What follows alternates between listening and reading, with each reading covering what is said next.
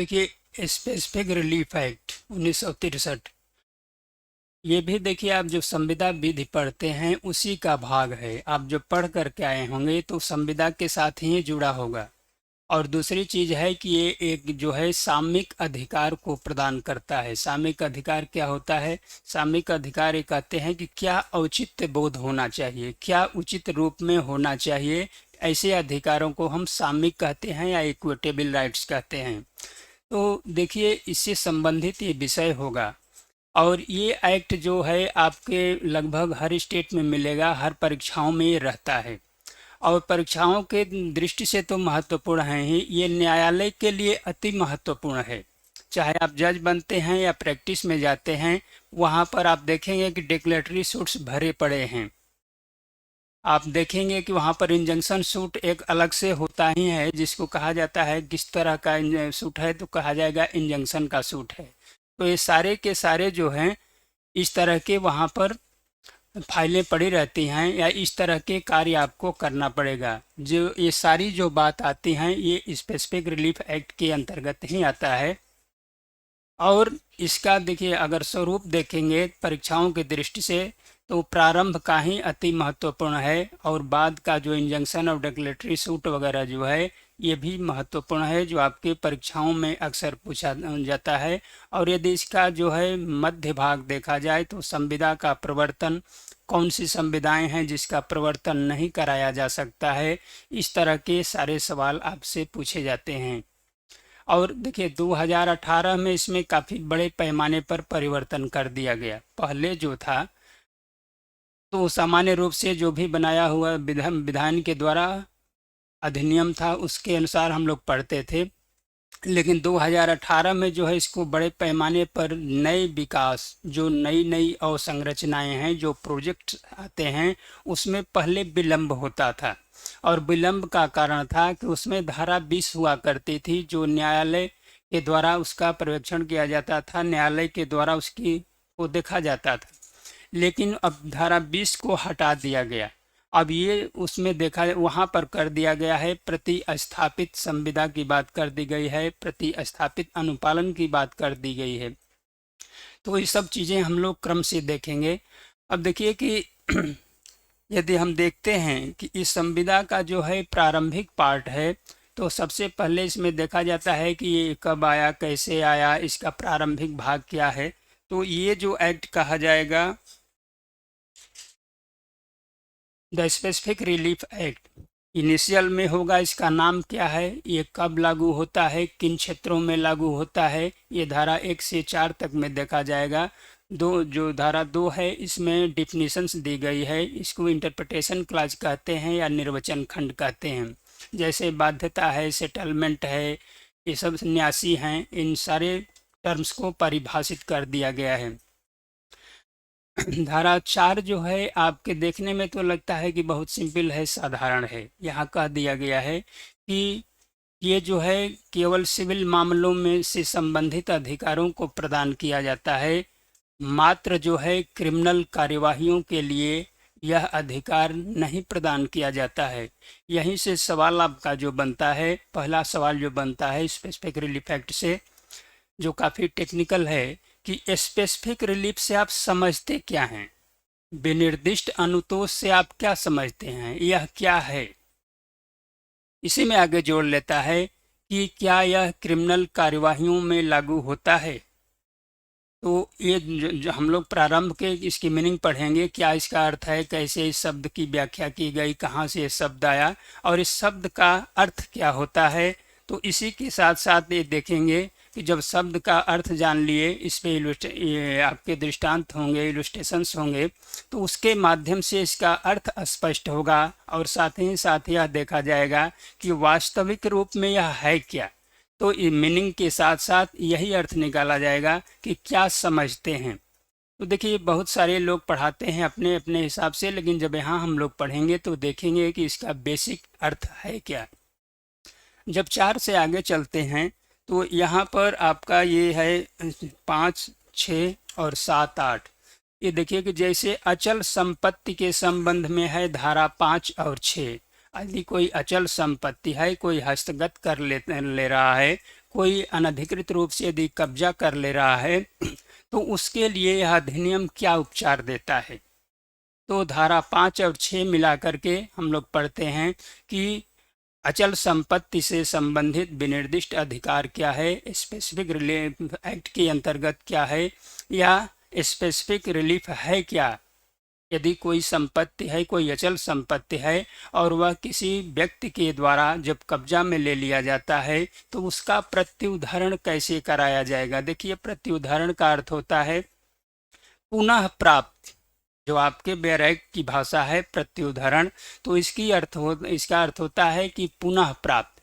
पुनः प्राप्ति का अर्थ है कि जैसे सपोज करिए कि एक ही भूमि है और वो जो बी उसको कब्जा में ले रहा है, नहीं हट रहा है, तो पुनः प्राप्ति का अर्थ है कि ये जो भी अब लीगल उसको अधिकार मिल रहा है कि न्यायालय में जाता है, न्यायालय में जो अब जैसे धारा आपका 34 है, इसमें डिक्लेरेटरी सूट पढ़ेंगे हम लोग। वहां पर वो जाएगा, कहेगा कि पहले हमको स्वामी मानने के लिए एक डिक्री पारित की जाए, और जब उसको स्वामित्व तो मिल जाता है तब उसी के साथ साथ वह भी कहेगा कि हमको स्वामित्व तो चाहिए ही, हमको स्वामी घोषित कर दिया जाएगा। और देखिए, यहीं पर एक और सवाल बन जाता है, आपके पीछे में जब पलटेंगे देखेंगे तो वहां पर निकलता है कि परिणामिक अनुतोष क्या है।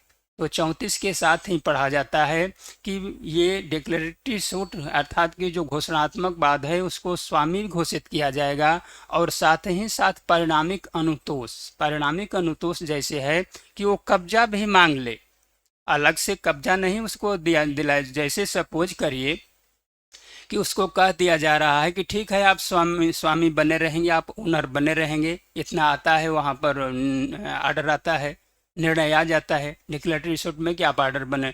कब्जा दूसरे का है, ये मकान किसी के नाम से है, कब्जा दूसरे की, तो इसलिए उसको नहीं कब्जा मिला कि वो कब्जा तो मांगा ही नहीं, और जब कब्जा मांगेगा तो इसी को हम कहेंगे कि यही परिणामिक अनुतोष है। यही सब सारी चीज़ें आपको लिखना होता है, और आप गाइड वगैरह में टटोलते रहते हैं जहाँ पर ये सब चीज़ें मिलती नहीं हैं, और मेहनत के बावजूद भी आप लिख कर चले जाते हैं। जो मैटर रहेगा वो आप लिखेंगे आपके बीच में, तो वहाँ पर परिणामिक अनुतोष ये होगा। अन्य उदाहरण भी इसमें हम डिटेल कराएंगे इसका। तो ये है 5 और 6 के संबंध में कि यदि अचल संपत्ति से संबंधित कोई मामला है और उस पर यदि उसके कब्जे की ज़रूरत है, उसके स्वामित्व की ज़रूरत है, तो इसका प्रत्युदाहरण जो है 5 और 6 के अंतर्गत किया जाएगा।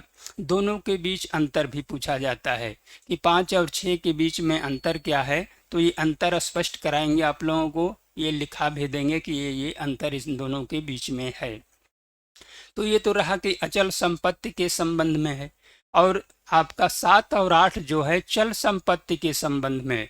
सपोज करिए आपका गोल्ड मेडल है, आप जो है एशिया कप जीत करके लाए हैं या यूनिवर्सिटी से कोई गोल्ड मेडल लाए हैं, प्राप्त किए हैं, उसको आप रखे हैं, तो कोई उठा कर लेकर चला जाएगा। तो ये अचल संपत्ति जो है अगर वो लेकर के चला जाएगा तो इसको आप कैसे रिकवर करेंगे, इसका प्रत्युदाहरण कैसे करेंगे। तो ये 7 और 8 मिला करके जो परिस्थितियां बताई जा रही हैं, जो व्यवस्थाएं दी गई हैं या जो प्रावधान किया गया है, इसके तहत इसकी मांग करेंगे और तदनुसार न्यायालय के द्वारा इसको प्रदत्त कराया जाएगा। जो उसका ओनर है, जो उसका हकदार है, उसको यह प्रदान कराया जाएगा, उसको दिलाया जाएगा। देखिए, इसके पीछे है क्या, इसके पीछे है रीजन अगर देखा जाए कि इस तरह का अधिकार क्यों दिया गया है। सपोज करिए कि अगर वो गोल्ड ले सकता है, गोल्ड मेडल है, तो ये व्यक्ति कह सकता है कि क्या करेंगे, आप इतना पैसा ले लीजिए, लेकिन वो कितना मेहनत करके यदि उसको प्राप्त किया है, वो व्यक्ति उसको समझता है पैसे जो है कभी भी उसको पूरा नहीं कर सकता है। जैसे सपोज करिए एक छोटा सा उदाहरण लेते हैं, अपने बीच का है कि जैसे आपकी एक पेन बहुत है, फ्लू पकड़ ली है और आप लिख रहे हैं। सपोज करिए एग्जाम में आप जा रहे हैं और उस वक्त जो है वो खो जा रही है, कोई ले रहा है, तो भले ही आप वही पेन जा कर के उतने ही मूल्य का खरीदिए, लेकिन बार बार आपको ये मलाल रहेगा, ये अफसोस रहेगा कि यार वो वाली पेन होती तो मैं इतने ही समय में लिख देता, इससे बड़ी राइटिंग बैठी हुई है। तो जो ये लगाव है, आगे हम पढ़ेंगे, इसी को कहते हैं 7-8 में आएगा, एक वर्ड आएगा लैटिन का है प्रेटियम अफेक्शनिस, जिस वस्तु से इस स्तर का लगाव हो कि उसे दूर किया ही नहीं जा सकता है। जैसे देखिए कि रामायण है, पुराण है, तो ये सपोज करिए कि इसमें क्या है, एक रामायण है जो कहीं रामचरितमानस की पाठ हो रही है और वहाँ पर कोई जो है प्रतियोगिता कराई जा रही है, और जो गायन या वादन के माध्यम से ये कह दिया गया है कि जो टॉप करेगा, जो सबसे अधिक बेहतर कार्य करेगा, बेहतर प्रदर्शन करेगा, उसको रामायण दिया जाएगा, उसको कुरान दिया जाएगा। और उस बेहतर प्रदर्शन के कारण यदि उस रामायण को या कुरान के भाग को पाता है, पार्ट को पाता है, वो रख देता है। कोई व्यक्ति आता है, उठा कर लेकर चला जाता है, या कुछ लोग जबरदस्ती ले लेते हैं, यानी कि उसके हाथ से किसी तरह से अनधिकृत रूप से निकाल लेते हैं। बाद में बात आती है तो कहते हैं क्या है, चलो एक रामायण खरीद के दे रहे हैं। लेकिन वो कभी भी नहीं दूर किया जा सकता है कि जो वो जीत करके लाया है, जो मेहनत करके वहाँ प्राप्त किया है। देखिए, कुरान का उदाहरण हम आगे भी देंगे। जैसे सपोज करिए कि जो मुस्लिम परिवार होते हैं, मुस्लिम परिवार में कुरान और जो तलवार होती है, एक पारिवारिक उनका चलता है। वह जो दोनों पार्ट है, वो सबसे बड़े पुत्र का वो हक होता है। तो जैसे जैसे पीढ़ी में उतरती जाती है, वैसे वैसे जो बड़ा पुत्र होता है उसको वह दे दिया जाता है और उसके पास वो रहता है। उसको सपोज करिए कि वह कुरान का जो पार्ट है या जो तलवार रखी गई है, जो पारिवारिक धरोहर समझी गई है, इसको कोई व्यक्ति ले लेता है, कहता है क्या बात है, कुरान तो एक है, चलो खरीद के दे देते हैं, 100-200 रुपए की चीज़ है, 500 रुपए की चीज़ है, पैसा ले लो, जाओ, क्या बकवास कर रहे हो। लेकिन सपोज करिए कि उस चीज को कभी भी नहीं भुलाया जा सकता है कि जो पारिवारिक, वो कहेगा कि हमारे दादा से, हमारे इतने पीढ़ी से चला आ रहा है, वो वाला पार्ट क्यों नहीं दे रहे हो। तो ये बात जो मांग की जा रही है कि वही चीज चाहिए, इसी को हम कहेंगे कि यही स्पेसिफिक रिलीफ है। यही जो है विनिर्दिष्ट अनुतोष है कि जो हमारी चीज है वही हमको दे दीजिए।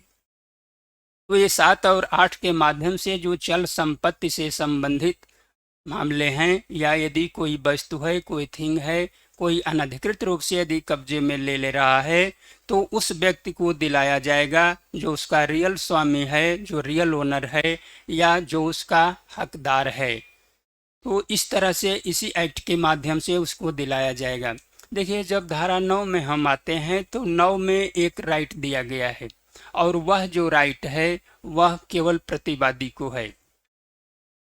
एक प्रतिरक्षा का अधिकार दिया गया है धारा 9 के अंतर्गत, और यह केवल प्रतिवादी को है। सपोज करिए कि ऐसा अधिकार क्या हो सकता है। ऐसा अधिकार देखिए, हम पढ़ कर कह आ रहे हैं कि संविदा से अधिकतर इसमें पार्ट आएगा कि ये संविदा का भाग है। कोई व्यक्ति है जो संविदा कर रहा है, और संविदा के दौरान जो है वादी जाएगा जो कहेगा कि हमारा हक बनता है, हमारा यह अधिकार है, इसको वायलेट कर रहे हैं, हमको कंपेंसेट कराया जाए, हमको प्रतिकर दिलाया जाए। ए और बी के बीच में मैटर है। ए कहता है कि हमें बी ने जो भी हमारा अधिकार का हनन किया है, जो भी हमारी जो संविदा इनके बीच में हुई है, उसका इन्होंने ब्रीच किया है, इसका इन्होंने वायलेशन किया है।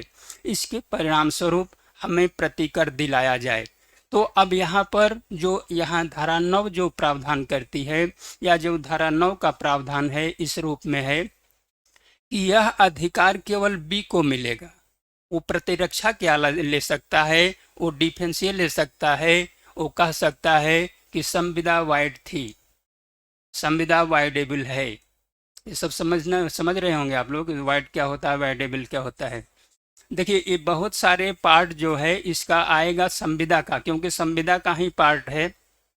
यहाँ पर संविदा को परिभाषित नहीं किया गया है, संविदा का उदाहरण दिया जाएगा, और आपके ये एक्ट में ही लिख दिया गया है प्रारंभ में कि यदि बहुत सारे ऐसे टर्म्स हैं जो संविदा अधिनियम में परिभाषित किए गए हैं, उनको यदि जरूरत पड़ती है तो इस इस एक्ट के तहत उसका प्रयोग किया जा सकता है, या इसकी आवश्यकता अनुसार उसका प्रयोग यहाँ किया जा सकता है। जैसे वाइड और वाइडेबल बता रहे हैं, तो इस एक्ट के अंतर्गत परिभाषित नहीं है, ये संविदा अधिनियम में परिभाषित है। तो ये धारा 9 के अंतर्गत वह इसका डिफेंस ले सकता है, वह कह सकता है कि वाइड है, वाइडेबल है। वाइडेबल आप देख रहे हैं कि सारा इतना बड़ा पार्ट है। वो कह सकता है कि पर्दा नशीन औरत थी, वो नहीं समझ पाई। और तमाम लोग हैं कि जो ठप्पा लगा लेते हैं, रजिस्ट्री करा लेते हैं। तो ऐसे संविदाओं को या ऐसे जो भी आपका कैंसिलेशन है, जो भी सेल डीड है, इसकी कैंसिलेशन की मांग की जा सकती है और इसी आधार पर की जाती है। वहाँ पर प्रतिवादी को यह डिफेंस मिलता है, प्रतिवादी को यह प्रतिरक्षा प्राप्त होती है कि वह ऐसे टर्म्स का, वह ऐसे विधिक शब्दों का या विधिक परिभाषित शब्दों का डिफेंस ले सकता है और उसके सहारे जो है अपनी प्रतिरक्षा कर सकता है। तो ये है धारा 9। अब देखिए धारा 10 जो है, इसमें है कि वो कौन सी संविदाएं हैं जिसका विनिर्दिष्ट रूप में प्रवर्तन कराया जा सकता है। पहले ये काफ़ी विस्तार रूप में था, अब इसको काफ़ी बदल दिया गया है और इसका स्वरूप जो ये है 11 को लेते हुए किया गया है। तो अब इसमें देखिए पहले पार्ट में ये बता दिया गया है कि धारा 20 के अनुसार, यानी धारा 20 में अब देखिए प्रतिस्थापित संविदाओं की बात आ गई है, उसको बताएंगे। देखिए संक्षेप में जो है जानिए, प्रतिस्थापित संविदा ये कहते हैं, उसको कहते हैं कि जो संविदा हुई थी उसी के प्रतिस्थापित कर देना। यानी कि इस चीज को हटाया तो गया लेकिन यहाँ पुनः जो है कोई चीज रख दी गई। तो प्रतिस्थापना पढ़ते हैं सीपीसी में, तो प्रतिस्थापन कहेंगे तो जैसे सपोज करिए कि ए और बी के बीच में यह संविदा होती है कि एलएनगंज का यह जो है मकान या यह जो है प्लाट जो है क्रय विक्रय करने की बात आती है। एक का प्लाट है वह बी को बेचने की बात करता है, ए दूसरे को सी को बेच देता है। तो बी कहेगा कि तुम हमसे कांटेक्ट किए थे और सारी ये जो चीज़ें हैं। अब सपोज करिए कि ऐसी परिस्थितियां हैं कि वो कर दिया और वह अब उसको नहीं दे सकता है। तो यहाँ पर या ये कह सकता है कि तुम यहाँ क्या, चलो सिविल लाइन्स में हमारा यह प्लाट है, ले लो। तो ये तो और ही प्रसन्न रहेंगे। जहाँ एलएनगंज और आज आप जाकर के इधर अल्लाहपुर में जो निवास करेंगे, अगर वो दे रहा है आपका सिविल लाइन्स में तो बेहतर ढंग से जा सकते हैं। लेकिन इसी को अभी ये बात की चीज़ है कि कौन किसकी कीमत की है, कौन किस एरिया की बात है, इसको अभी छोड़ दीजिए। तो जो कह रहा है कि इसके बदले में तुम यहाँ लो, तो प्रतिस्थापित कर रहा है, इसी को कहेंगे प्रतिस्थापना, प्रतिस्थापित संविदा। तो यदि पक्षकार जो है इससे सहमत हो जा रहा है तो ये मान लिया जाएगा कि संविदा का विनिर्दिष्ट अनुपालन करा लिया गया। ये 20 की रिक्वायरमेंट है, जो नई धारा की 20 जुड़ गई है, इसके तहत ऐसा प्रावधान किया गया है। तो इस तरह से इसको धारा 10 के अंतर्गत पढ़ते हैं। 10-11 मिल करके ही पढ़ा जाता है। अब देखिए 12 में ये बात आती है कि 12 में दो चीजें बताई जा रही हैं। इसका जो पहला पार्ट है वो सामान्य सिद्धांत को बताता है। सामान्य सिद्धांत यह है कि किसी भी संविदा का भागिक अनुपालन नहीं कराया जा सकता है विनिर्दिष्ट रूप में। अर्थात ये नहीं कह सकते हैं कि एक प्लाट किया गया, आधा प्लाट बेचेंगे, आधा प्लाट नहीं बेचेंगे। अगर संविदा पूरे की हुई है, सपोज करिए ए नामक एक प्लाट है, इसको बेचने का संविदा हुआ है, तो ये नहीं कोई कह सकता है कि आधा ले लीजिए आधा नहीं, ऐसा नहीं कराया जा सकता है। लेकिन जो इसका पार्ट 2 पढ़ेंगे, सबसेक्शन 2 पढ़ेंगे, सबसेक्शन 3 पढ़ेंगे, सबसेक्शन 4 पढ़ेंगे, तो ये पहले पार्ट के अपवाद स्वरूप हैं। धारा 12 जब पढ़ेंगे तो पहले में सामान्य सिद्धांत बताया गया है, लेकिन बाद की जो 3 उपधाराएं हैं इसमें इसके अपवाद को रखा गया है, इसके अपवाद स्वरूप प्रावधानों को बताया गया है, सुव्यवस्थित किया गया है। जैसे एक उदाहरण लेते हैं कि जब दूसरा पार्ट आप देखेंगे तो उसमें ये व्यक्त किया गया है कि सपोज करिए कि एक संविदा हुई और उस बहुत ही जो छोटा भाग है वह अब अप्रवर्तनीय हो गया है, उसका इन्फोर्समेंट नहीं कराया जा सकता है, उसको विनिर्दिष्ट रूप से प्रवर्तित नहीं कराया जा सकता है। जैसे सपोज करिए कि 100 वर्ग गज की एक कोई भूखंड है, उसमें 5 वर्ग गज जो है उसका वो प्रवर्तन नहीं कर सकता है। तो वो कह सकता है इसमें कि जितना पार्ट है, जो बड़ा पार्ट है, इतने का प्रवर्तन कराया जा सकता है। तो हुआ तो ये भागतः, इसीलिए ये पहले पार्ट में, दूसरे पार्ट में कहा जा रहा है। तीसरे पार्ट में ये कह दिया जा रहा है कि सपोज करिए कि उसका बड़ा पार्ट तो नहीं ट्रांसफर कर सकता है, बड़े पार्ट का जो है विनिर्दिष्टतः अनुपालन नहीं कर सकता है, बहुत छोटा पार्ट बचा है, इसी का वो ट्रांसफर कर सकता है या इसी का वो विनिर्दिष्ट रूप से पालन कर सकता है। तो देखिए इसके संबंध में काफ़ी कठिन यहाँ पर प्रावधान रखा गया है। यहाँ पर ही प्रावधान रखा गया है कि यहाँ पर जितना करारित मूल्य है, सपोज करिए कि जितने भाग के लिए करारित मूल्य तय किया गया है उतने ही पार्ट के लिए वो सारे करारित मूल्य देय होगा। यानी कि जो छोटा ही पार्ट लेना चाह रहा है और वो कह रहा है कि हमको इस छोटे पार्ट का ही विनिर्दिष्ट अनुपालन करा दीजिए, तो जो अनुपालन कराया तो जाएगा, लेकिन उतना वो मूल्य देगा जितना कि पूरे भाग का मूल्य बन रहा है, पूरे पार्ट का जो मूल्य बन रहा है, इतना के लिए जब वो तैयार हो रहा है तब जाकर के ऐसे विनिर्दिष्ट अनुपालन को पूरा किया जा सकता है, इसका परफॉर्मेंस हो सकता है। ये है आपकी धारा 12 की उपधारा 3। अब देखिए आप लोग यहाँ पर बताएंगे ये सब सारी चीज़ें। कारण क्या हो सकता है कि उतने ही भाग का वो कर रहा है। सपोज करिए कि जैसे बड़ा भाग है, जब संविदा हो रही थी तो वहाँ पर उसको पता नहीं है कि ये पार्ट भी हमारा है। जैसे सपोज करिए कि ये भूखंड है, वो तय तो कर लिया, ए और बी के बीच में यहाँ तय कर लिया, बाद में पता चला कि इतना पार्ट नदी में धुल करके चला गया है, प्राकृतिक आपदा के कारण वो पार्ट है ही नहीं, तो कहाँ से उसका अनुपालन कर सकता है। तो वो व्यक्ति कहता है कि आप इतना पार्ट दे दीजिए, बड़ा पार्ट तो है। या सपोज करिए कि उतने का उसका जो है अधिकार रहा है, उसको जानकारी नहीं थी, वो दूसरे के भाग में चला गया है, यानी कि ऑनरशिप उतने भाग से किसी न किसी तरीके से उसके हाथ से निकल चुकी है। तो इन परिस्थितियों में सारी दशाएं आती हैं कि संविदा तो पूरी की गई, लेकिन जो है परफॉर्मेंस जो है पार्टली हो रहा है, उसका भागतः अनुपालन हो रहा है। तो ये 2 और 3 जो है अपवाद हैं।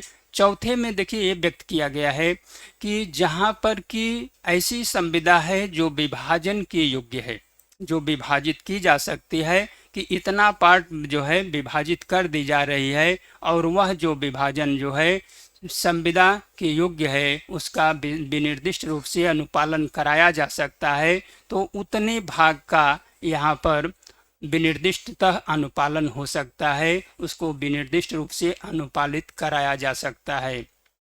तो ये आपकी है धारा 12। 13 में देखिए जो ये सामान्य तौर से है, 13 से अभी सवाल तो नहीं पूछा गया है, लेकिन ये आपके है पट्टे से संबंधित है। पट्टा ही से तो है, देखिए बैरक में पट्टा पर है। तो यहाँ पर है कि जैसे सपोज करिए कि जितने भाग का वह ओनर है उसका वह अनुपालन कर सकता है। तो सामान्य तौर पर यहाँ पर 13 सामान्यतः जानना चाहिए। 14 आपकी परीक्षाओं के लिए बहुत महत्वपूर्ण है, जिसमें ये पूछा जाता है कि वो कौन सी संविधाएं, देखिए 10 में है कि वो कौन सी संविधाएं हैं जिसका विनिर्दिष्ट रूप से अनुपालन कराया जा सकता है, और 14 में ये बता दिया गया है कि वो कौन सी संविधाएं हैं जिसका विनिर्दिष्टतः अनुपालन हो ही नहीं सकता है, जिसको कभी भी विनिर्दिष्ट रूप से अनुपालन नहीं कराया जा सकता है। इसमें भी देखिए काफ़ी पहले बड़ी धारा थी, बड़ी तो अब भी है, लेकिन अब इसको घुमा दिया गया है। अब 4 खंड इसमें रखा गया है, और 4 खंड जो पहला खंड है ये बता रहा है कि वही जो अभी धारा 20 में बताए कि 20 के तहत यदि प्रतिस्थापित संविदा के माध्यम से इसका अनुपालन कर लिया गया है तो ऐसे संविदाओं का विनिर्दिष्ट अनुपालन कराए जाने की आवश्यकता नहीं है। जब पार्टी संतुष्ट हो गई तो इसको विनिर्दिष्ट रूप से अनुपालन कराने की आवश्यकता नहीं है। देखिए विनिर्दिष्ट, जैसे अभी पहले जो हम उदाहरण दिए कि एलनगंज में भूमि है, भूखंड है, वो सिविल लाइन्स में दे दिया, तो अगर पक्षकार संतुष्ट हुआ तो वो जाकर वहाँ चला गया, यानी कि समस्या एक तरह से हल हो गई।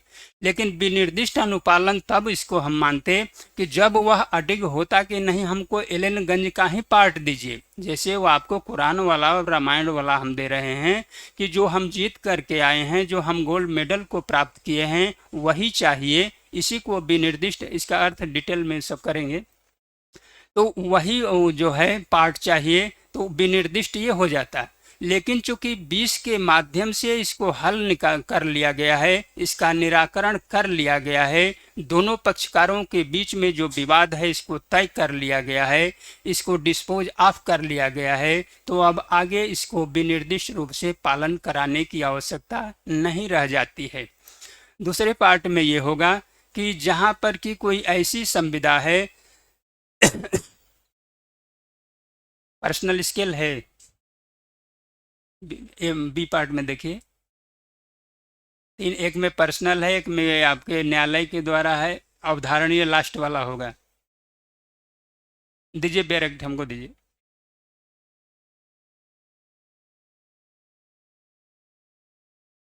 नहीं तो अभी इसीलिए तो क्या इंट्रोडक्टरी तो कर रहे हैं। देखिए, आप इतना, हम इसमें कुछ का, हम ऐसा तो कुछ नहीं बता दिए कि जो आपके हाथ से निकल गया। ये तो इंट्रोडक्टरी है, हर सेक्शन और आपके चैप्टर के बारे में बता रहे हैं। और कल हम चले गए जल्दी में, अब ये तो देखिए, मैं तो किसी दिन नहीं यहाँ पर आपको मैसेज भेजता हूँ, मैसेज का काम जो रहता है वो लोग तो नहीं आया। आप कोई मान लीजिए कि वो बच्चा लिखता होगा, वो नहीं समझ पाया होगा, चाहे नहीं, जो भी कारण रहा, लेकिन ऐसा कोई पार्ट नहीं हम बता दे रहे हैं, ना कुछ लिखा भी नहीं रहे हैं, हम तो इसका इंट्रोडक्टरी पार्ट बता रहे हैं।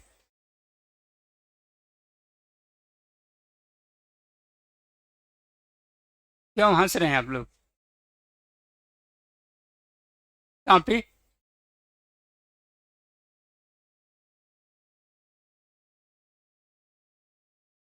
नहीं नहीं, आज हम कुछ देखिए लिखा नहीं रहे हैं, न लिखाने की बात भी नहीं आएगी।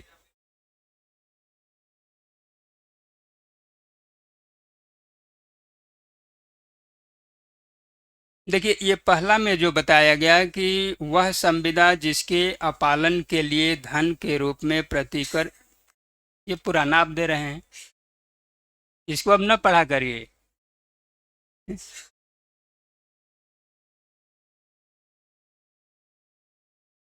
देखिए, इसमें जो दो, चार पार्ट में है, एक पार्ट में ये है कि जहां पर सपोज करिए कि एक तो पहला है कि प्रतिस्थापित संविदा के तहत उसका अनुपालन कर लिया गया है, ये है। दूसरे पार्ट में ये है कि अब देखिए, ये भी हो सकता है इधर उधर, क्योंकि देखिए हम भी इसको रिवाइज नहीं किए हैं, झूठ आपसे लोगों से नहीं बोले, कल हमको बिल्कुल टाइम नहीं मिला था। तो दूसरे पार्ट में ये है कि सपोज करिए कि कोई पर्सनल स्किल का मैटर है, जैसे कोई गायक है, और यदि गायक है तो उसको कैसे बदला जा सकता है, और वो सपोज करिए कि वो नहीं कराया जा सकता है, उसका गला खराब हो गया, चाहे जो कुछ भी हो गया, तो इन परिस्थितियों में जो है ऐसे संविदाओं का विनिर्दिष्टतः अनुपालन नहीं कराया जा सकता है।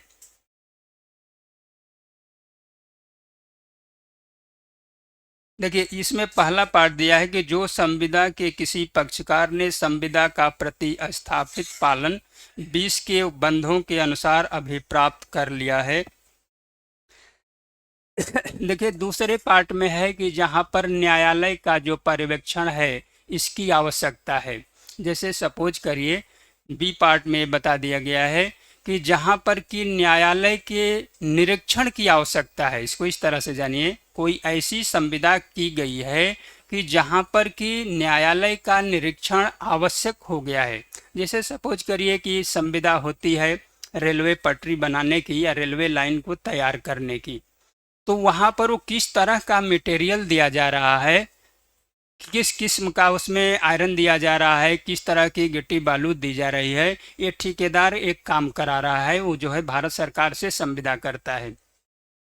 और वहां पर इसमें ये कह दिया जा रहा है कि जो हाई कोर्ट है या जहां भी ये बन रहा है उस एरिया के हाई कोर्ट के द्वारा ये समय समय पर चेक किया जाएगा, इसका निरीक्षण किया जाना है कि ये किस तरह के मटेरियल दे रहे हैं।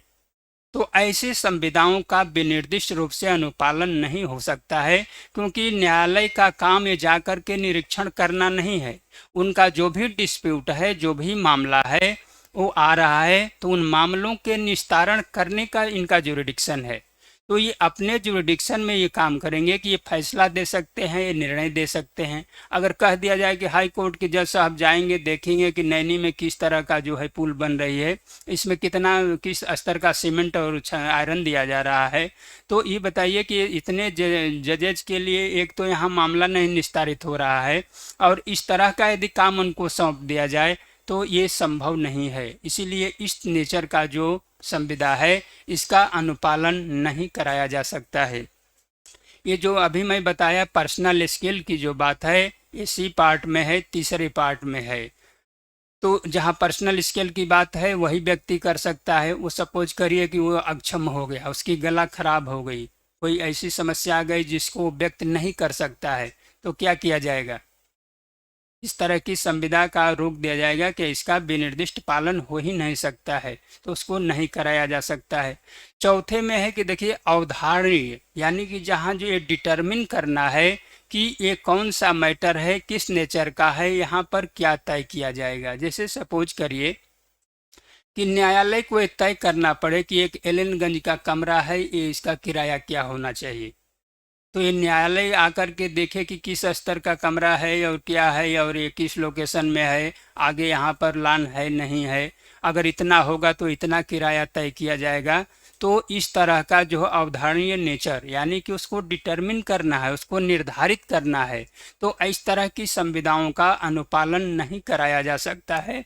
देखिए ये अगर पक्षकार जो है आपस में तय करते हैं वो किराया नहीं दे रहा है, तो यहाँ पर यदि दोनों के बीच में जब डिस्प्यूट आता है तो ऐसे डिस्प्यूट का निराकरण न्यायालय के द्वारा किया जा सकता है। लेकिन अवधारण करने के संबंध में कि यहाँ किराया इतना होना चाहिए, इस तरह की जो संविदा है ये कदाप जो है प्रवर्तनीय नहीं है, और इस कारण से इसका विनिर्दिष्ट रूप से अनुपालन नहीं हो सकता है। देखिए धारा 15 से 25 तक तो काफ़ी जटिलताएं हैं, और ये बहुत ही रेयर केस में आपके परीक्षाओं में पूछा जाता है। जैसा देखा जाएगा वैसा किया जाएगा। तो धारा देखिए जो 15 है इसमें ये बताया गया है कि वो कौन सा व्यक्ति है जो विनिर्दिष्ट अनुतोष की मांग कर सकता है। धारा 15 के अंतर्गत ये बताया गया है कि वो कौन सा व्यक्ति है जो संविदा का विनिर्दिष्ट रूप से अनुपालन करा सकता है। ये आपके इधर 1919 में बिहार में पूछा गया है। देखिए कारण यह है कि 10 को अब नहीं पूछा जाएगा सामान्य तौर से, क्योंकि 10 अब काफ़ी जो है दूसरे तरीके की हो गई है। पहले था ये बहुत सामान्य जनरल क्वेश्चन बनता था, अब 15 पूछ लिया, और 15 जो है इस पूरे आपके एक्ट की सबसे जटिल धारा है। तो 15 को पूछा गया। 15 में ये मान करके चलिए कि वो कौन सा व्यक्ति होगा जो कि विनिर्दिष्ट अनुतोष की मांग कर सकता है, यानी वो पक्षकार बन सकता है। इसकी बात जो है यहाँ पर की गई है। तो इसमें कई खंड हैं, कई जो है क्लाजेज हैं, इसको देखा जाएगा। अब देखिए जो 16 में बात की गई है, 16 में आया है कि वैयक्तिक अनुपालन की बात की जा रही है, यानी कि वैयक्तिक वर्जना की बात आ रही है। तो इसमें भी यदि पहले पार्ट में ये व्यक्त किया गया है कि यदि 20 के अंतर्गत, धारा 20 के अंतर्गत किसी संविदा का या किसी इस तरह के कार्यों को आपके प्रति स्थापित इसका अनुपालन करा लिया गया है, तो इसका जो है वैयक्तिक अनुपालन नहीं कराया जा सकता है। और देखिए यहाँ पर जो इसका बी और सी जो है काफ़ी महत्वपूर्ण है। ये व्यवहार में भी पूछा जाता है, जब भी आईआर आप पलटेंगे उसमें 2 4 5 केसेस सी पर पड़ी रहती हैं, इस पर बहुत मैटर आता है। इसमें इस तरीके का है कि जैसे सपोज करिए कि कोई व्यक्ति किसी से पैसा ले लिया, वो पैसा नहीं दे रहा है, तो इसमें ये देखा जाएगा कि वो क्या कह रहा है। अब पहले इस तरह की बात नहीं थी, इसको साबित करने के लिए अब सबसे पहले बात है कि वह इस बात को स्पष्ट करे, और वो शपथ पर अब कहेगा, यानी कि एफिडेविट देते हुए जो भी अपनी बात कहेगा वो शपथ पर कहेगा। ये 18 के परिवर्तन से आया है। देखिए जब किसी व्यक्ति के द्वारा देनदारी होती है तो जब भी पूछे न्यायालय में जाते हैं तो वो कभी नहीं कहेगा कि हम नहीं देंगे, कहे हाँ हाँ साहब तैयार हैं, बस अगली डेट को दे रहे हैं। और खास तौर से देखिए फैमिली कोर्ट में सारे मैटर भरे भरे पड़े हैं, लोग वहाँ चिल्लाते रहते हैं कि 3 लाख है, 4 लाख है, 2,000 रुपया दे दिए चले गए उस डेट पर, डेट तो टला। अच्छा ये होता है कि न्यायालय करेगा क्या, उसके पॉकेट से तो निकालेगा नहीं, मुंह से करेंगे, 2 लाइन लिख देंगे, यही तो करेंगे। तो ये वो हमेशा कहता रहता है कि हाँ हाँ साहब अगली बार आ रहे हैं, पूरा कर देंगे, बस 1-2 महीना में कर देंगे, थोड़ा ये बीमार हो गए थे, इसमें परेशान थे, ये सब चलता रहता है। तो ये तो सपोज करिए कि ये अभी आपका पारिवारिक मैटर है। अगर कोई व्यक्ति किसी दूसरे व्यक्ति का जब पैसा ले लेता है तो पैसा लेना देखिए कहा जाता है कि मित्रता है, पैसा लौटाने में दुश्मनी हो जाती है। तो अब वहाँ पर वो कदाप नहीं कहेगा कि नहीं नहीं, ये नहीं, वो कभी नहीं कहेगा। आप भी लोग भी, आप लोगों के बीच से गुजरा होगा कि 150-200 यदि कोई ले लिया तो बहुत अच्छे आदमी हैं वो तो लौटा देते हैं, लेकिन कुछ लोग उसको घसीटने लगते हैं। तो यहाँ पर क्या होता है कि जब न्यायालय में बड़े मैटर आता है, ऐसे सामान्य 150 की बात छोड़िए, वहाँ लाख 2 लाख जैसे बैंक का मैटर है, वो ऋण ले लिया और 10 लाख 20 लाख देख ही रहे हैं, लोग देश छोड़ के बाहर चले जा रहे हैं। तो यही तो कारण है। तो अगर वो कह रहा है इन परिस्थितियों में, अब विनिर्दिष्ट अनुतोष देखिए यहाँ चल रहा है, तो जब भी कहा जाएगा कि वो पैसा आप दीजिए जो लिए हैं, तो अगर 10 लाख लिए हैं उस पर जो इंटरेस्ट आया है, जो संविदा हुई होगी कि इस पर 12% जो है ब्याज भी लगेगा, तो दोनों के बीच में संविदा हुई। संविदा के लिए बैंक कहता है कि आप संविदा का अनुपालन करिए, इस पैसे को दीजिए। अब वो क्या कह रहा है कि इधर उधर चलेगा।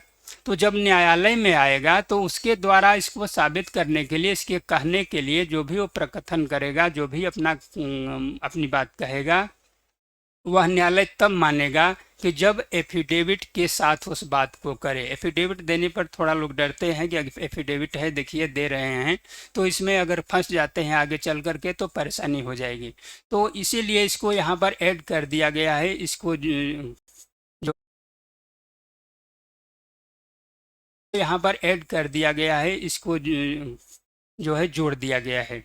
इसका कारण ये भी है कि जैसे सपोज करिए कि वो कहते हैं कि हम दे देंगे, तो मुंह से तो सब लोग कह देते हैं, अब पता चला वो साइकिल भी खरीद सकते हैं कि नहीं, ट्रैक्टर का जो है 8 लाख का मूल्य पड़ा है, वो कहाँ से दे देंगे, कैसे दे देंगे। तो ये बात वो किस साधन से देंगे, इसको भी वो एफिडेविट में कह करके आएंगे। तो इसीलिए सी का यहाँ बड़ा महत्व है और सी पर अक्सर सवाल पूछा जाता है। अब देखिए जो 17 और 18 है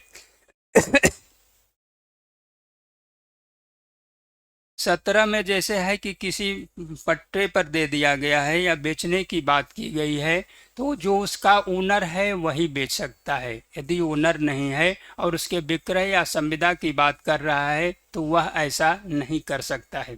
18 में जो ये बात बताई जा रही है कि वादी है, देखिए 17 और 18 यहाँ के लिए उतना महत्वपूर्ण नहीं है, लेकिन चूंकि इक्विटी में इन दोनों सेक्शनों का अनुप्रयोग करके जो आता है, जैसे आएगा कि निर्मल हाथों से आना चाहिए, स्वच्छ हाथों से व्यक्ति को आना चाहिए, वहाँ पर ये यूटिलाइज होता है, वहाँ पर इसका प्रयोग होता है।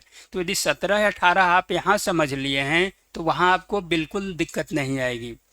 तो 18 में है कि जैसे वादी है, सपोज करिए वो संविदा का विनिर्दिष्ट अनुपालन कराना चाहता है, लेकिन संविदा के टर्म से, संविदा की जो शर्तें हैं, टर्म्स एंड कंडीशंस है, उसमें वह कुछ फेर फार कर दिया है, कुछ बदलाव करके उसमें विनिर्दिष्ट अनुपालन चाह रहा है, तो ऐसी संविदाओं का विनिर्दिष्ट अनुपालन नहीं कराया जा सकता है।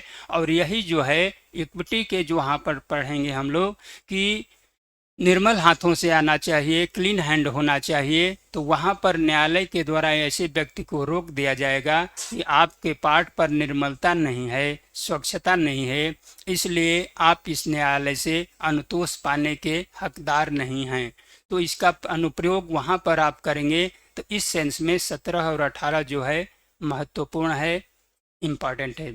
अब देखिए जो 19 हम लोग देखेंगे, 19 जो है 15 का काउंटर पार्ट है। काउंटर पार्ट की मीनिंग ये होती है कि 15 में तो ये बता दिया कि कौन पक्षकार आ सकता है, कौन पक्षकार जो है रिलीफ की मांग कर सकता है या विनिर्दिष्ट अनुतोष की मांग कर सकता है। 19 में ये बता दिया गया है कि किससे मांग की जाएगी, किसको प्रतिवादी बनाया जाएगा, ये धारा 19 के अनुसार तय किया गया है। ये धारा 19 स्पष्ट करती है कि किन व्यक्तियों को यहाँ पर प्रतिवादी के तौर पर लाया जा सकता है या किन व्यक्तियों को यहाँ प्रतिवादी बनाया जा सकता है। 20 में आप देख ही रहे हैं कि 20 में बड़े पैमाने पर इसमें परिवर्तन हुआ है। पहले था कि न्यायालय का इसमें पावर होता था और न्यायालय के द्वारा हस्तक्षेप होता था। इसी हस्तक्षेप को हटाने के लिए यहाँ 20 को बदल दिया गया। देखिए अब है कि बहुत सारी जो है नई नई अवसंरचनाओं का विकास हो रहा है, तो इसमें विकास में कोई अड़चन न आने पाए, विकास में कोई बाधा न आने पाए। कारण ये होता है कि जैसे बड़े बड़े भूखंड जो हैं देखते हैं सरकार के द्वारा एक्वायर किया जाता है, तो इसको आसानी से लोग नहीं देते हैं, इसमें वो अभी अपना मूल्य देखते हैं। और जिन लोगों की अगर सारी प्रॉपर्टी चली गई, उनके बाल बच्चे कहाँ जाएंगे? लेने को तो ले रहे हैं और पैसा दे रहे हैं, ठीक है, लेकिन पैसा क्या है, जैसे इधर तो कम है, बॉम्बे वगैरह में देखिए और इसकी ज़्यादा कीमत है। आप नोएडा क्षेत्र में देखिए, उधर के जो भूखंड हैं, तो इसमें यदि सरकार जब एक्वायर कर रही है तो मामला न्यायालय में चला जाता था, और जब न्यायालय में चला जाता था तो न्यायालय के द्वारा वो सारी प्रक्रियाएं देखी जाती थी कि आगे आप इन लोगों के लिए क्या कर रहे हैं, उचित कंपनसेशन दे रहे हैं नहीं दे रहे हैं, उचित मूल्य दे रहे हैं नहीं दे रहे हैं।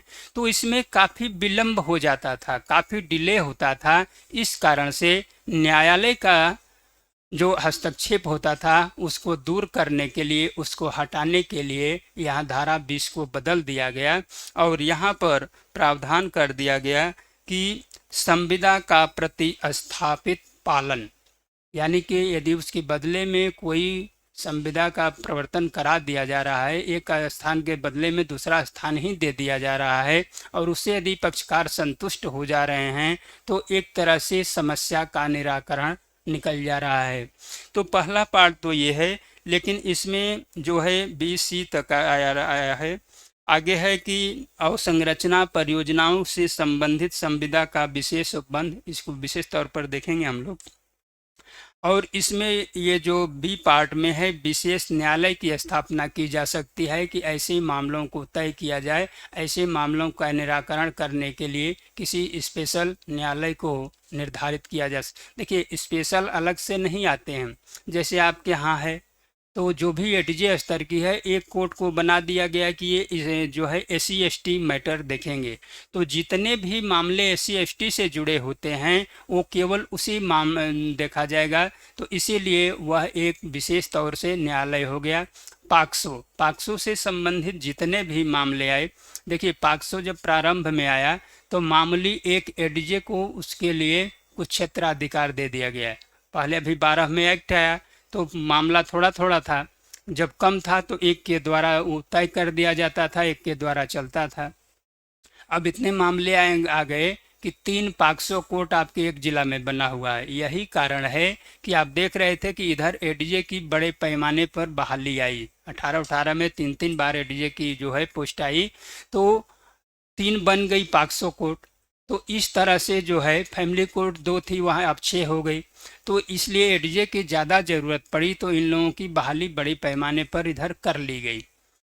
तो ये बताया जा रहा है कि जहाँ पर इस तरह के मैटर हैं, एक न्यायालय को ये सुनिश्चित कर देंगे कि इस तरह के जो मैटर आ रहे हैं ये देखेंगे, तो इसी को हम कहेंगे कि विशेष न्यायालय इनको बना दिया गया है, स्पेशल कोर्ट के रूप में ये कार्यरत हैं, कार्य करेंगे। तो ये 20 का जो है। और तीसरा है कि वादों का शीघ्र निपटारा है कि त्वरित निवारण होना चाहिए, स्पीडी ट्रायल होना चाहिए। जैसे विकास का कार्य है और वहाँ पर घोषणा कर दी गई कि यहाँ पर NTPC बनेगी, यहाँ पर ये प्रोजेक्ट जो है स्थापित किया जाएगा, तो देखिए सरकार को भी ये रहती है और पब्लिक को भी रहती है, अगर वहाँ पर घोषणा कर दी गई, कुछ भूमि जो है एक्वायर कर लिया गया, कुछ के लिए विवाद चल रहा है, तो ऐसे विवाद को यथाशीघ्र जो है क्या कहते हैं कि निर्धारित कर दिया जाए, इसको डिस्पोज ऑफ किया जाए ताकि वहाँ कार्य चले। भाई पॉलिटिशियन को है कि हमारा योगदान होना चाहिए, तो अगर उनके रेज्यूम में, उनके पीरियड में कार्य नहीं हो जाता है तो आगे अपनी उपलब्धि दिखाएंगे क्या? तो उनको भी ये रहता है कि नहीं, ये कार्य जो हमने घोषित किया है कार्य पूरा कर लिया जाए। तो इस सेंस में ये यहाँ पर कर दिया गया है कि ऐसे कार्यों का त्वरित निवारण होना चाहिए। जो भी इस तरह के और नए नए जो अवसंरचनाएं हैं, सड़क का चौड़ाई बढ़ाई जा रही है, वहाँ पर बगल की भूमि लेंगे तभी तो चौड़ाई बढ़ाएंगे। कहाँ से लेंगे? जब प्लेस रहेगा, चौड़ीकरण होगा।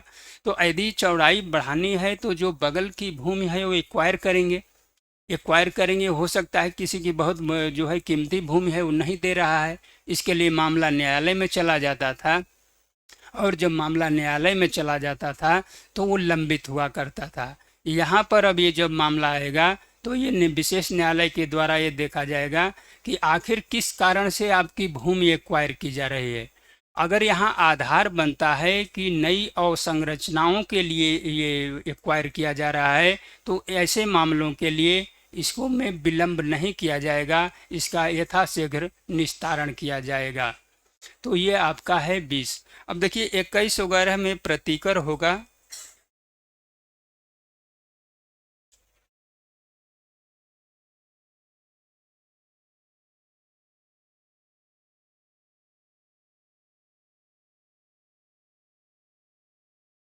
देखिए प्रतिकर दिलाने की जहाँ भी यदि संविदा है, यहाँ उचित समझा जाता है तो प्रतिकर दिलाया जाएगा।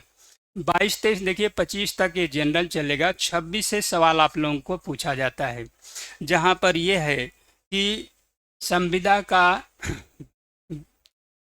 रेक्टिफिकेशन, यानी कि लिखतों की संविदा नहीं है, लिखत जैसे कोई इंस्ट्रूमेंट है उसमें परिशुद्ध की जरूरत है। तो इंस्ट्रूमेंट तैयार किया जाता है, जैसे कोई इकरारनामा है उसमें कोई गलती हो गई, इसमें सुधार की ज़रूरत है तो इसमें सुधार कराया जाएगा। जो 27 आपकी बनेगी इसमें है संविदा का विखंडन, कि कुछ समय परिस्थितियों में संविदा को विखंडित कराया जा सकता है। अब देखिए 27 से 33 तक जो है आपके जनरल आपके संविदा से जुड़े हुए यहाँ पर प्रावधान दिए गए हैं, और ये जो प्रावधान है सामान्य तौर से जानना चाहिए। तो ये प्रीलिम्स वगैरह में यहाँ से सवाल पूछे जा सकते हैं।